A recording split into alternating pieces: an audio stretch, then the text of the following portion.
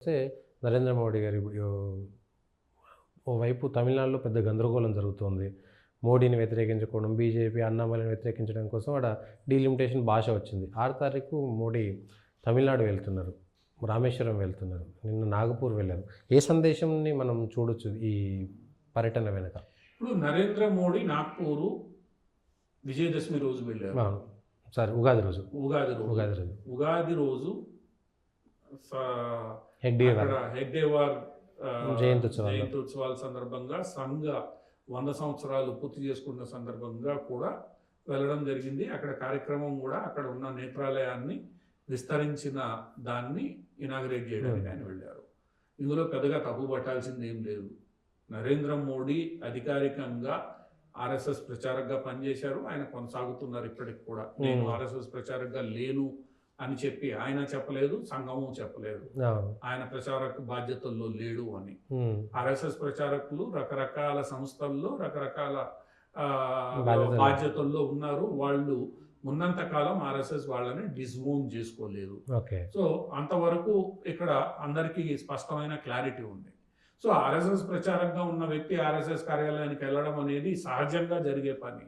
అదేదో పెద్ద వింతగాను ఇంకోటిగాను ప్రచారం చేయడం అనేది అవతల వాళ్ళ మానసికత్వాన్ని మరోమారు ఇచ్చేస్తుంది. అంతే తప్ప ఆ విషయంలో కాంగ్రెస్ నాయకుడు సందీప్ దీక్షిత్ ఒక మాట అన్నాడు.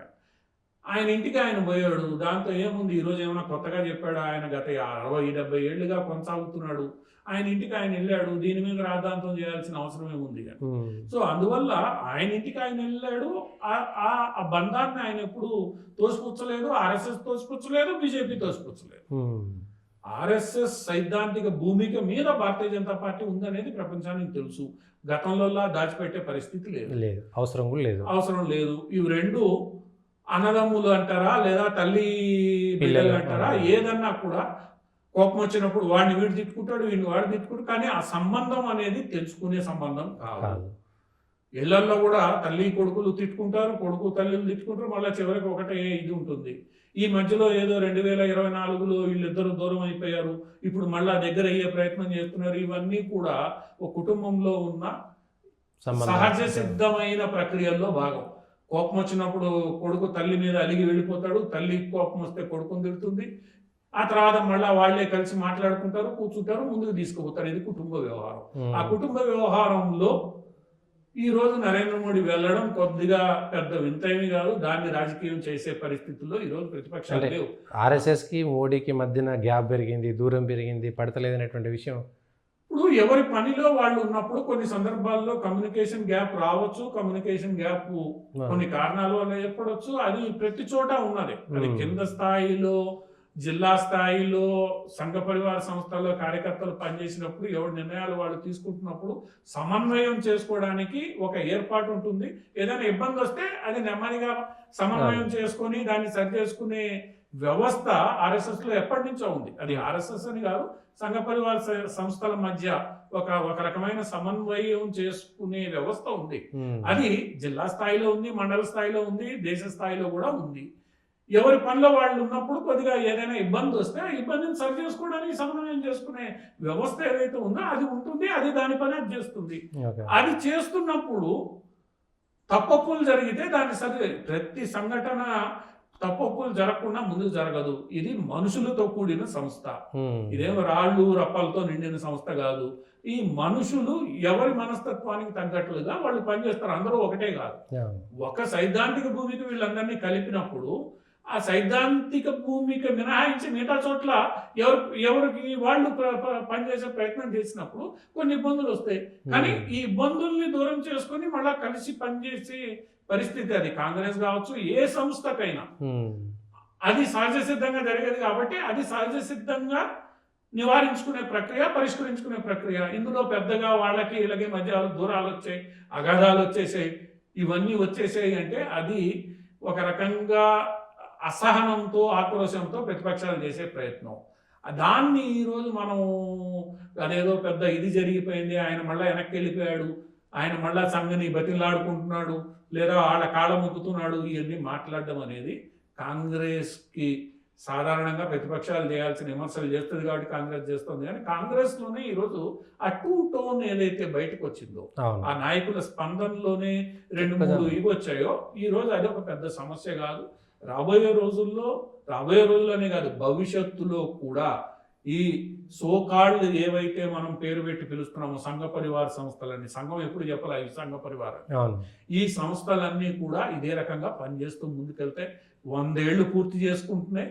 ఇంకో 100 ఏళ్ళు కూడా వీళ్ళు ఈ ఏదైతే ప్రక్రియని వీళ్ళు ఏర్పాటు చేసుకున్నారో, వ్యవస్థను ఏర్పాటు చేసుకున్నారో, ఆ వ్యవస్థ అంతర్గతంగా ఉండే ఇబ్బందులన్నీ దూరం చేసుకుంటూ ముందుకెళ్తుంది. 100 ఏళ్ళు ఒక సంస్థ, ఇటువంటి సమూహం నడవడం అంటేనే గొప్ప విషయం. అవును.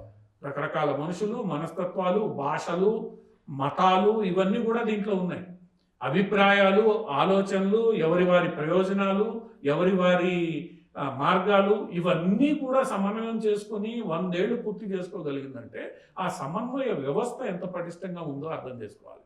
అవును. అంటే ఇబ్బందులు వచ్చినప్పుడు దాన్ని దూరం చేసుకునే ప్రక్రియ ఏదైతే ఉందో అది చాలా పటిష్టంగా ఉందని అర్థం అది ఇంకో 200 ఏళ్ళు ఇంకాస్త రిఫార్మ్ అయి ముందుకెళ్తుంది తప్ప అదేదో డిగ్రేడ్ అయిపోయి వీళ్ళందరూ కొట్టుకొని చచ్చిపోతారని ఎవడైనా ఆశిస్తే మటుకు వాళ్ళకి అది పూర్తిగా ఆశాభంగం. బహిరంగంగా ఏమి జరిగినా ఒక కుటుంబంలో జరిగే ఇవన్నీ కూడా ఆ కుటుంబంలోనే సమస్యపోతే ఆ కుటుంబమే పరిష్కరించుకుంటుంది.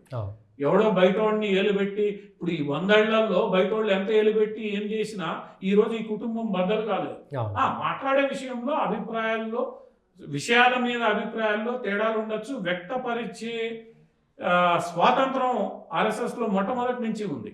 ఎందుకంటే మనం ఆర్ఎస్ఎస్ శాఖను తీసుకుంటే ఫస్ట్ మాట్లాడే అవకాశం బాల స్వయం సేవక్కి ఇస్తారు, పెద్దవాళ్ళకి ఇవ్వరు. అక్కడి నుంచి అభిప్రాయ సేకరణ జరుగుతుంది సాధారణంగా. అంటే దాని అర్థం ఏంటి, అందరికీ మాట్లాడే హక్కు ఉంటుంది, అందరికీ అభిప్రాయాలు చెప్పే హక్కు ఉంటుంది. ఈ భిన్నాభిప్రాయాలన్నీ బయటకు వచ్చిన తర్వాత దాని మీద ఒక నిష్కర్ష జరిగి దాని మీద నిర్ణయాలు తీసుకోవడం జరుగుతుంది. అప్పుడే ప్రజాస్వామ్యబద్ధంగా ఒక సంస్థ మనుగడ చేయగలుగుతుంది. అది మొట్టమొదటి నుంచి ఇన్బుల్ట్ అయి ఉంది. దాన్ని ఈరోజు నేను చెడగొడతా, నాశనం చేస్తాను అనే ప్రయత్నం జరిగితే మటుకు అది వీలు కాదు. కొంతమంది చేయాలని చూసినా అది చేయలేకపోయారు. 100 ఏళ్ళు పూర్తవుతున్నాయి. ఈ 100 ఏళ్లలో సాఫీగా సాగిన ఈ వ్యవస్థ భవిష్యత్తులో ఇంకా పటిష్టంగా సాగుతుంది, ఇంకా సమర్థవంతంగా పటిష్టంగా భవిష్యత్తులోకి వెళ్తుంది తప్ప ఏదో మాట్లాడేశాడు, ఆయన అక్కడికి పోయాడు, ఈ కార్యక్రమంలో పాల్గొన్నాడు, ఇదేదో ఇది ఎందుకు. ఇప్పుడు బీజేపీ ఒక నిర్ణయం తీసుకుంది, దగ్గర 12 లక్షల ఇఫ్తార్ కిట్లు ఇది పంపిణీ చేయాలని నిర్ణయం తీసుకుంది. అదేదో పేరు పెట్టారు, ప్రైమ్ మినిస్టర్ సౌగత్ ఏదో పేరు పెట్టారు. చేస్తుంది బీజేపీ, ఎందుకంటే బీజేపీకి మద్దతు ఇచ్చే ముస్లింలు కూడా ఉన్నారు. వాళ్ళని రీచ్ కావాల్సిన, వాళ్ళ అభిప్రాయాలను గౌరవించాల్సిన బాధ్యత బీజేపీ మీద. అంతేగాని ఈరోజు బీజేపీ ఏదో బీజేపీలో మైనార్టీ మోర్చా లేదా? వాళ్ళు మతాన్ని పాటించే స్వేచ్ఛ బీజేపీ ఇచ్చింది కదా, వాళ్ళు పాటిస్తున్నారు కదా. నువ్వు అక్కడ వెళ్ళి మసీదుకి ప్రార్థన చేయకూడదని బీజేపీ ఏం చెప్పలేదుగా మైనార్టీ మోర్చా వాళ్ళకి. సో ఇవన్నీ కూడా బయట ప్రపంచానికి ఇదేదో భూతం అని చూపించే ప్రయత్నంలో భాగంగా జరిగేది తప్ప భారతీయ జనతా పార్టీ కానీ అది ఏ వ్యవస్థలో భాగంగా ఉందో ఆ మిగతా సంస్థలన్నీ కూడా ఆ వ్యవస్థలో భాగంగా వాటి పని అవి చక్కగా చేసుకుంటే, అభిప్రాయ భేదాలని దూరం చేసుకుంటే, అవసరమైన విషయాలని కొన్ని షార్ట్ టర్మ్ గెయిన్స్ కావచ్చు, కొన్ని లాంగ్ టర్మ్ నిర్ణయాలు కావచ్చు, ఇవి ముందుకు సాఫీగా సాగుతాయి తప్ప ఏదో కాంగ్రెస్ ఆశించినట్లు ఆయన పోయి అక్కడ ఏదో కాంప్రమైజ్ చేసుకుని వచ్చినట్లు ఇవన్నీ నిర్ణయాలు కాలానుగుణంగా జరుగుతూనే ఉన్నాయి. భారతీయ జనతా పార్టీలో సక్సెషన్కి ఇబ్బంది లేదు, లేదా నాయకులకి కొరత లేదు. కాంగ్రెస్ పార్టీ లాగా ఒకటే కుటుంబం నుంచి నాయకులు రావాలనేం లేదు. నాయకుడు ఎక్కడి నుంచైనా రావచ్చు, ఎవరు ఊహించకుండా కూడా రావచ్చు. అందువల్ల ఏంటంటే భారతీయ జనతా పార్టీకి ఆప్షన్స్ ఎక్కువ. ఆప్షన్స్ ఎక్కువైనప్పుడు ఆలోచన ఎక్కువ చేసుకోవాలి, ఏ ఆప్షన్ నాకు బెస్ట్ అని. కాంగ్రెస్కి ఆప్షన్స్ లేవు కదా. కాంగ్రెస్కి ఉన్నది ఒకటే ఆప్షన్, పైన రాహుల్ గాంధీ లేదా గాంధీ కుటుంబం, కింద ఎక్కడైనా ఎంతమంది అయినా కొట్టుకొని చావండి. వాళ్ళు చెప్పింది చివరికి వినాలి, వాళ్ళ ప్రయోజనాలు మిగతావి కాపాడబడాలి. దానికి అనుగుణంగా నిర్ణయాలు ఉంటే మీరు బాగుంటారు, లేదంటే లేదు. అక్కడ ఆప్షన్స్ లేవు. కానీ భారతీయ జనతా పార్టీలో 100 ఆప్షన్స్ ఉన్నప్పుడు ఏ ఆప్షన్ మంచిది అని నిర్ణయించుకునే ఇబ్బంది భారతీయ జనతా పార్టీ కొంత ఉంటుంది. అది చర్చించుకోవాలి, మాట్లాడుకోవాలి, అభిప్రాయ భేదాలను దూరం చేసుకోవాలి, ఏకాభిప్రాయానికి వచ్చి నిర్ణయాన్ని అంత చేసినప్పటికీ కూడా అసమ్మతి కొంత ఉంటుంది. సహజమైనటువంటి విషయం అది. కానీ అసమ్మతి కాంగ్రెస్ లాగా ఉందా? లేదు. అభిప్రాయ వ్యక్తీకరణ అసమ్మతి ఉన్నప్పటికీ కూడా దానికి ఒక పద్ధతి, దానికి ఒక లిమిటేషను, దానికి ఒక క్రమశిక్షణ ఇక్కడ ఉంది. కాబట్టే 100 ఏళ్ళు ఈరోజు ఇవన్నీ మనుగడ సాగించగలిగాయి.